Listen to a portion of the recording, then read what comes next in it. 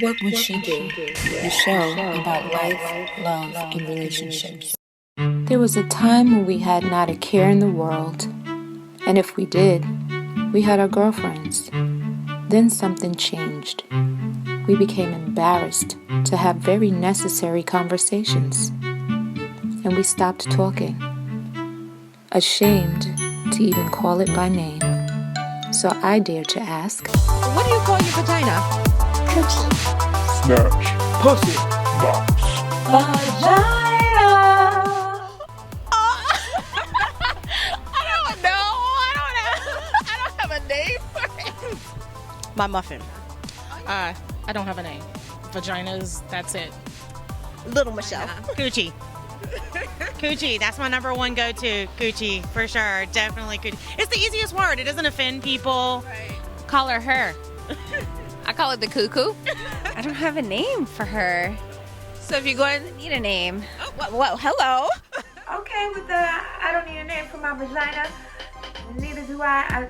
I do have a couple of names for my vagina, so nobody's calling that. So enough about me. And if this is your very first time watching What Would She Do, I am your host, Saran Almond, and today we are introducing the Coochie Chronicles. Now, this is a show about vaginal health and wellness. However, I wanted to start with something light and fun before we got into the really heavy stuff. So it's the hairy situation, and I thought, what better way to break the ice than to get you comfortable talking about vaginas? I kind of like, I don't know why I like to say it like that, but I just thought that let's get people comfortable with saying and referring to their vagina before we got into this conversation. So the focus going in was how to maintain the hair down there. So what we're going to do now is take a look at what some of these ladies out here in Charlotte, North Carolina had to say about how they maintain the hair down there. And then we're going to come back and talk about it. Take a look. How do you recommend women maintain the hair down there? I like to be free, so just do whatever she feels comfortable with.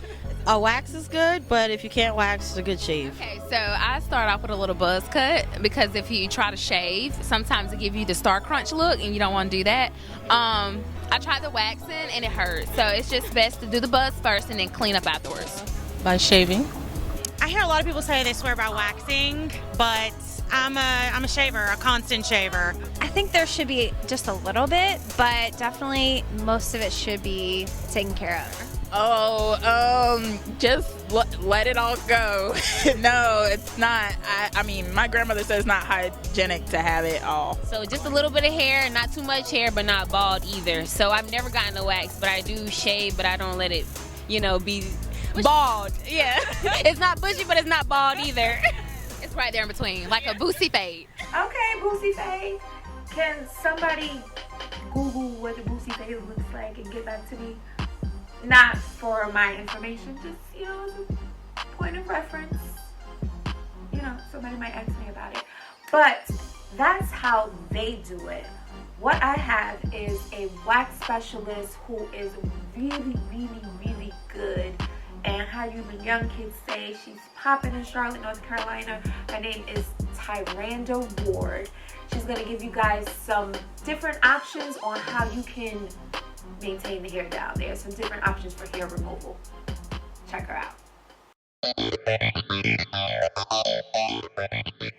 You have the epilation, you have shaving, you have nearing, you have waxing, you have sugaring. Okay, so before I met Tyranda, I never heard of sugaring. I don't know about you, but I never heard of it. So I was curious and I asked a lot of questions. So I wanted to know how it compared to wax. And this is what she said.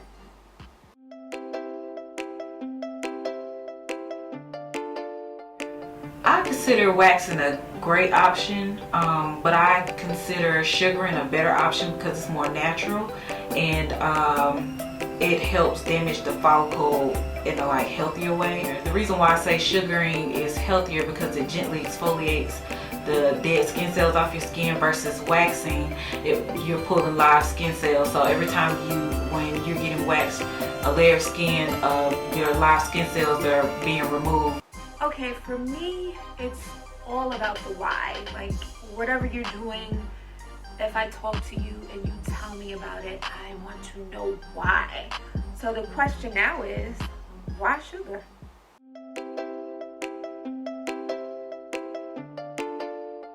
The more you sugar, it leads to permanent hair removal. If you're a person that's all about being natural, 100% natural, sugaring is 100% vegan. Sugar doesn't harbor bacteria, which is also good. You can use it in multiple areas without having to switch the ball. The more you sugar, it leads to permanent hair removal.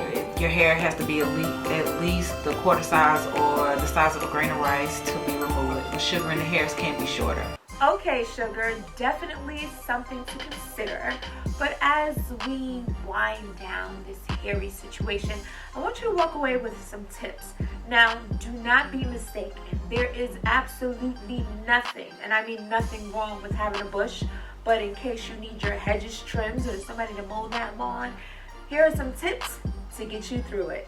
Check it out.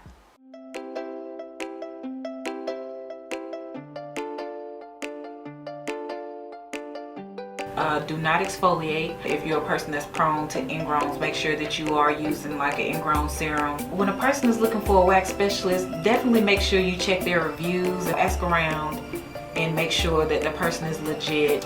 I would definitely say do your research first.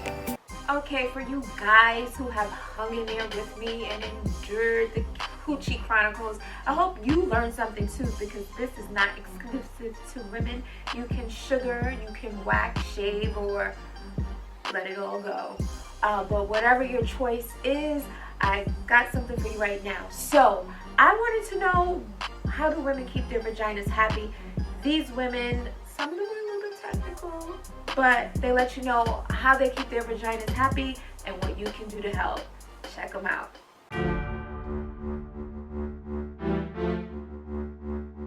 How do you keep your vagina happy? Oh my God! I didn't know he was asking questions like this. Oh, I don't know.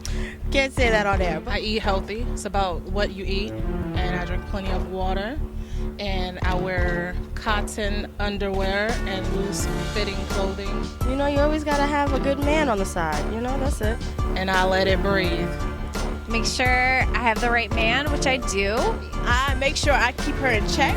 I do my own special checking. Orgasms, yeah. What is involved in this special check?